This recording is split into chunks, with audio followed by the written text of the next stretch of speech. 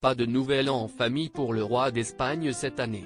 Alors que Felipe V a pourtant l'habitude, comme beaucoup de gens, de passer le réveillon de la Saint-Sylvestre en compagnie de personnes qu'il aime, le monarque ibérique va devoir faire passer le travail en priorité au passage de 2022 à 2023.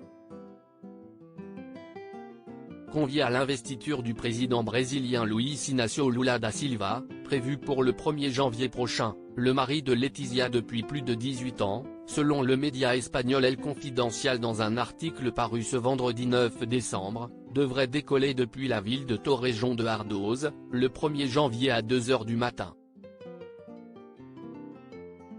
Un horaire beaucoup trop proche de l'heure symbolique du Nouvel An pour lui permettre de passer ce moment habituellement festif auprès des siens.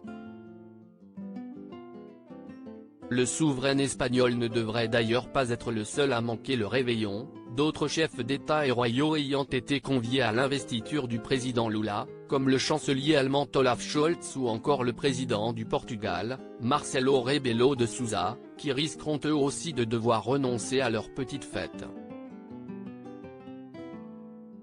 Felipe V et Letizia d'Espagne, les plus beaux clichés du couple Felipe V, un roi un peu trop discret après l'investiture du président brésilien, le roi Felipe V devrait rentrer rapidement en Espagne, dans la nuit du 2 janvier, afin d'arriver à temps pour dire au revoir à sa fille aînée.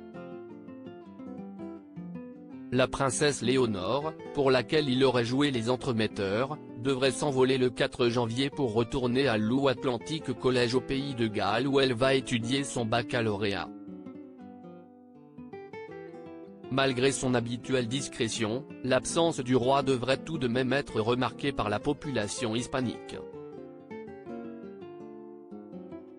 En effet, selon la spécialiste de la monarchie espagnole Laurence Debray, interrogée par nos journalistes, le roi Felipe V est connu pour ne pas trop vouloir attirer l'attention sur lui, au point que certains se demandent à quoi il sert.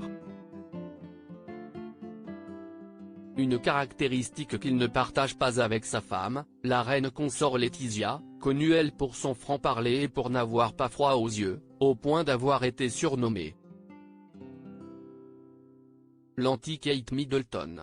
Crédit photo, agence.